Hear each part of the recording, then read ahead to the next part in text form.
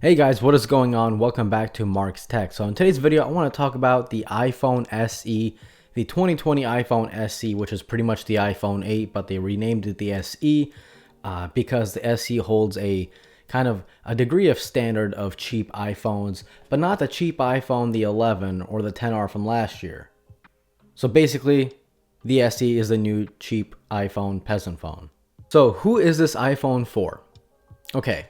So for all you tech heads out there, for all you tech people out there that followed me for the latest and the greatest, guess what? This phone isn't for you. So I want to go over why I think the iPhone SE is a fantastic phone. From what I've noticed, majority of the people that are reviewing this phone and giving it bad reviews, or the people that are just commenting about it on YouTube or on Twitter, Instagram, whatever it may be, they're commenting about the phone putting the iPhone down, or at least the iPhone SE. They're putting it down because they already have a better phone. So obviously, if you have the iPhone 11 Pro Max, yeah, clearly don't get the SE. It's worse in every single way possible, okay? But guess what? It doesn't mean this is a bad phone. It just means that this phone isn't aimed at the people that have the iPhone 11 Pro Max or the Galaxy S20 Ultra or any other phone that is literally better than this phone. But if you already have the iPhone, I even know a few people that still have the original, like the iPhone SE. I still know people with the 5S, and guess what? This phone obviously is perfect for them, because if they still have the iPhone 5S or the original SE, that means they don't really care about having a bezel-less phone, or they don't really care about having the best of the best cameras or the best video capabilities or 30 cameras or whatever it may be. They don't care about that stuff. Obviously, if people are still using the iPhone SE, the original iPhone SE, or the iPhone 5S, that should kind of, give people, an obvious thought to tell them that, like, hey, iPhone lasts a long time. So if you're gonna buy this phone for $400, you already know it's going to be lasting 5 to 6 years. And for a lot of people out there, hey, that's great. Especially of, many Android competitors out there. There is not a single Android phone in this planet that will last 5 to 6 years or even close, again, with official updates. Keep that word in mind, official. Now, the battery life on this phone, yeah, it sucks. I get it. I can't even sugarcoat this. It's a horrible battery. I mean, for me, like I said, I'm coming from this phone, the iPhone 11 Pro Max. I'm coming from the Galaxy S20 Ultra. I'm coming from the, wait for it, where is it? There it is. I'm coming from the Galaxy S10 Plus. So all of those phones, yeah, of course they're gonna have better batteries. But again, if you're using the 5S, the original, or the SE original, or the 5S, or the 6, or the 7, this phone's battery is going to be pretty much identical to what you've been using, probably a little bit better, because it's a new battery with no, cycle charges on it. So obviously it's still going to perform a little bit better when it comes to battery if you have those older devices. But even with the bad battery that this phone has, I never had an issue going through the entire day with the phone, because anytime I go somewhere, I have a wireless charger in my car. So if I go to the store, if I go to, I don't know, the park, which I can't right now, everything's closed, or if I go visit your ex-girlfriend, I don't have a problem with the phone. I just plop it down, it wirelessly charges. Boom, I get to my next location with a little bit better battery than when I first left. When I'm at work, I'm about this far away from the nearest outlet, so I can top off there if need be.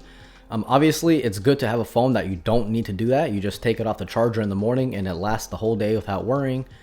I get it, but you're paying $400 for, the Apple ecosystem, which many like or many don't like. Again, this phone is not for everybody. Don't think that this phone is for every single person out there. You're paying for that 5 to 6 years of official updates. You're paying for iMessage. You're paying for FaceTime. You're paying for a camera that is kind of better than the iPhone 8, but not really as good as the iPhone like 10s, so kind of right there in between pretty much. And you're also paying for a one-handed form factor. That's right. In today's time, a one-handed form factor is actually a big bonus for all. The iPhone 11 Pro Max, good luck using it with one hand. Oh my god, the Galaxy S20 Ultra, good luck using that with one hand. Even if you're a basketball player, you're not going to be able to do it. So let's talk about the display. The display, again, is a 4.7-inch display. It is small in today's standards, but again, it's great for one-handed use. For me, I like to watch a lot of videos, a lot of movies on my phone, whether it be YouTube, Netflix, whatever it is. So watching a movie on a 4.7-inch screen kind of sucks. I have to watch it like this. Sometimes on the bigger phones that I got, I can watch YouTube in this orientation, and YouTube takes up the upper half of the screen, and I can watch it just fine without any problems at all, because I can read the comments and watch the video at the same time. With this phone, nah, I have to do this to watch the video completely, just so I can see everything, because if I don't do this, I'm going to be looking at the video like this. In terms of the screen resolution, yeah, it's like it's pretty much a 750p display. Not really 720, but not even close to 1080. But don't let that fool you, okay? Because the smaller the screen is, the more the pixels are packed together. So you don't really need a 1440p display on a 4.7-inch phone. That's just really not necessary. Even a 1080p display on a phone this small, you're gonna see diminishing results. You're not really gonna see a better display. If this phone was 1080p, you won't even notice the difference from what it is right now, which is 750p. It's good enough. I mean, honestly, if I'm holding my iPhone 11 Pro Max at the same distance as the iPhone SE, like this right now is the distance that I would hold any phone when using it. So I'm pretty sure you guys are the same way. You hold your phone like this, you look at it, whatever. So if I put the iPhone 11 Pro Max right here, the only thing I notice is OLED versus LCD. That's pretty obvious. But in terms of sharpness, I can't notice a difference. Okay, maybe if you have supersonic, not supersonic, but if you have super eyesight, you could maybe. But again, this is $1,300, $1,1500, depending on what you get. This is $400. So do with that information as you will. The only other complaint about the screen is that it doesn't get as bright as what I'm used to. But again, this phone wasn't made for me. So I can't really give that a thumbs down for the phone, because it wasn't for me. This phone was for the people that had older iPhones that just wanted something new but don't want to pay $1,000. So if you're using this phone inside, mainly inside, it gets bright enough. Like this is, I have it at max brightness right now, and it's fine. It's fine, okay? Now, if you are mainly spending your days outside in the sun, especially in Florida, oh my God, the sun feels like it's right above your shoulder, I swear to God. Yeah, it might be a little bit tough to see the screen, not completely blind, but a little bit tough. Camera performance on the phone is, is pretty much as good as a single camera can be. Here are some quick examples comparing the 2020 SE to the iPhone 11 Pro Max and the Galaxy S20 Ultra.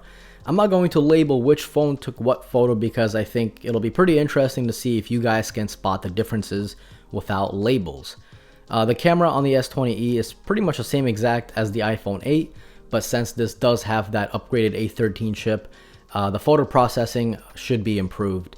But again, let me know if you can spot the differences of which is the $400 phone, which is the $1,200 and $1,500 phone. If you guys are looking for a phone that will last 5 to 6 years of official updates, that has a pretty decent camera, as you guys saw. I mean, if you couldn't completely this quick, man, that was the worst snap of my life. Let me never do that again. If you guys couldn't tell the difference immediately, then does it really matter? I mean, come on. Does it really matter? So the camera is fantastic. It'll last 5 to 6 years. It's $400. A brand new processor that came out like what, 6 months ago, practically 6 months ago. You're getting the latest and the greatest internals. Yeah, you do get a little bit worse RAM, 3 gigs of RAM, which, for me sucks. For another person out there, it might not suck.